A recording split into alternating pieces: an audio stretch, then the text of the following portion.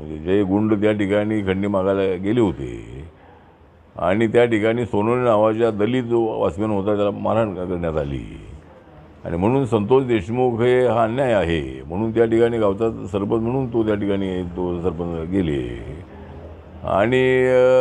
त्या ठिकाणी काय झटापट त्या लोकांची झाली समजा जे तिथं खंडणी मागायला आली होते त्याचा राग धरून त्यांनी संतोष देशमुखला संपवायचं म्हणून त्याला किडनॅप केलं त्याला सगळीकडे फिरवलं आणि अत्यंत नीच पद्धतीनं निगृण पद्धतीनं त्याची हत्या केलेली आहे. त्याच्यामधले आरोपी सगळे पकडलेत एक आरोपी काय अजून मिळाला नाही आहे. पण या ठिकाणी धनंजय मुंडेच्याबद्दल आता धनंजय मुंडेच्या जवळ तो असायचा पण या प्रकरणाशी मला वाटतं धनंजय मुंडेचा काय डायरेक्ट संबंध मर्डरशी असा दिसत नाही आहे. आता लोकांची मागणी आहे त्यांनी राजीनामा द्यावा वगैरे अशी मागणी आहे पण या प्रकरणामध्ये मुंडेंनी काय सांगितलं म्हणून असा मर्डर झाला असं कुठंही असं एव्हिडन्स अजिबात नाही आहे.